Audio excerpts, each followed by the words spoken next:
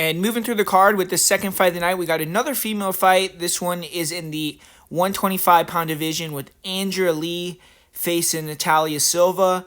And Andrea KGB Lee, she's been essentially backed into a corner, and she's fighting for a UFC career here on Saturday night. The veteran, she's been, in my opinion, putting on some of the best performances of her career recently. And honestly, she's been getting the shit end of the stick quite often. I mean, she had a super close. It wasn't really a close fight. I feel like Araujo did win, but Lee got very close to finishing Viviane Araujo in the first round.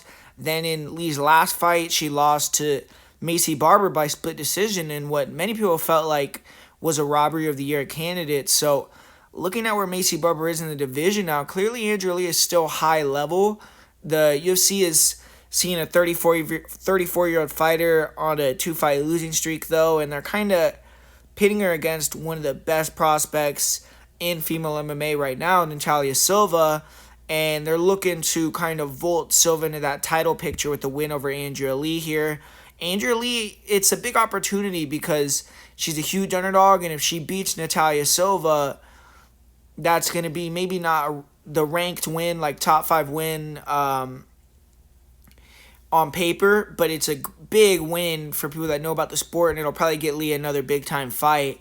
And Natalia Silva, she's 3-0 so far in the UFC. She looks like a possible future title contender. She dominated Jasmine Jasudavicius, who's proven herself to be a good fighter in the UFC, and then she brutally finished her last 2 victories with head kicks, so she's definitely been impressive. Overall, she's won 9 in a row. She hasn't lost in 6 years.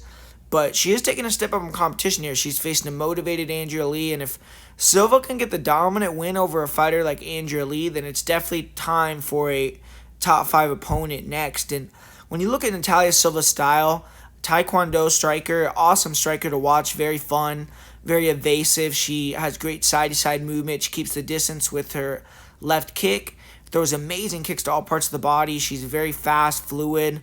Her last 2 fights, head kicks have ended the night for her opponents. She doesn't have the greatest boxing, I would say, but she's gotten a lot better with her hands, and she's improving with that every time we see her. And she does have very fast hands and power in her hands, so she'll throw kind of blind straight punches sometimes, or hooks and combinations to kind of back girls off that aren't the most technical. The straight punches are getting more technical, but when she kind of throws those hooks kind of to back girls off, it's the power in her hands that allows her to kind of lack that technique, because girls don't want to get hit, man.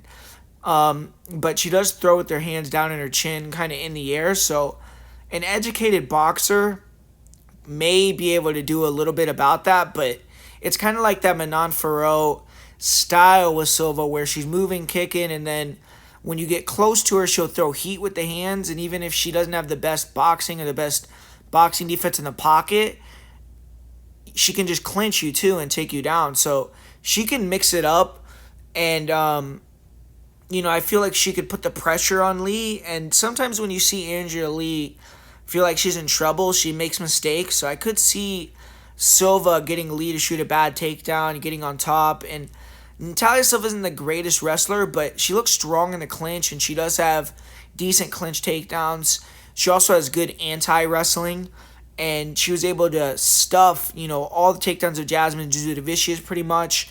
In her fight with Teresa Bleda, she did get controlled early in the fight, but she was able to show good toughness. She survived a pretty deep triangle, pretty deep armbar. I will say her submission defense was a little bit suspect in that fight. I mean, I think Andrea Lee's submission offense is suspect too, like when you saw Andrea Lee trying to finish that triangle in her fight with Shevchenko.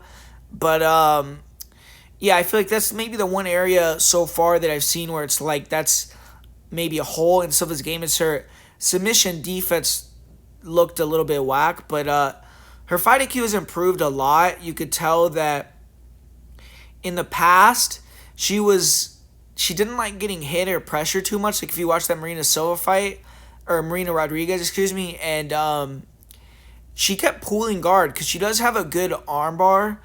And I think she relied on that a lot in her earlier career. But obviously now that's kind of in her back pocket. Like maybe Andrea Lee will get on top of her and Silva will catch her in an armbar because she has quite a few of them. But she hasn't gotten one in a while. Cardio wise, Silva has great cardio to be able to use that style that she does have, and she's very hard to beat. I mean, she's extremely strong.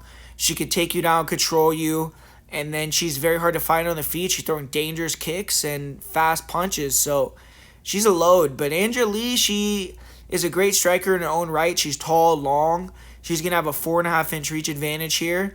And she likes to throw a lot of front kicks to the body, jabs, straight punches. She does attack the body well. And when fighters close the distance, she looks for the check hook. She'll throw some nice lead elbows. Her kicking game outside of the front kicks are on point. She has fast head kicks, leg kicks, and she can be active with her kicks too. And she's mean. Recently, she's become more willing to take some risks on the feet, and I would say she's one of the more athletic and heavy hitters in the division. So there will be a speed advantage for Silva, but I think Lee has the better hands and more power in her punches. But it's just going to be if she can land those shots. For Andrea Lee, she doesn't really maintain her ability and snap on the feet as good either in comparison to Silva. She tends to get looser, not as active, and slow down as fights go longer. And she is very strong. I imagine trying to get in a clinch, slow Silva down is going to be a big part of her game plan in this fight. She has good knees, elbows in the clinch, and pretty good judo. Her last fight, her wrestling looked better than ever. I mean, she was timing body locks on Macy Barber. Her top control was on point. I would say that was probably the best Andrea Lee's wrestling has ever looked.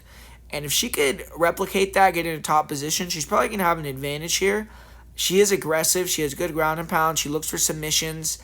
And the majority of her fights that she's lost is through being out-wrestled, out-grappled.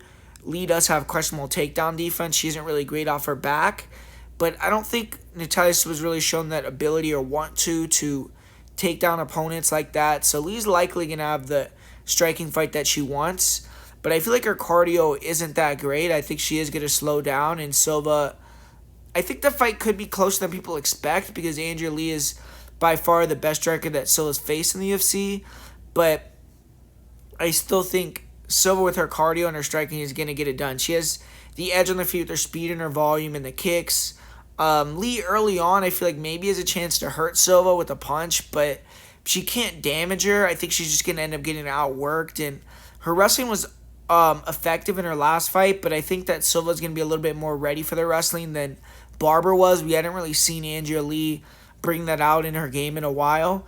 And I feel like even though the girls that Silva has been beating recently have been kind of punching bags, I do think she's the real deal. I feel like it's going to be a tougher fight that she's been getting in recently. I don't see her going out there and blitzing Andrea Lee in the first round. If she does, then, man, we could be seeing a future UFC champion. But I'm going to say Silva wins this one via decision.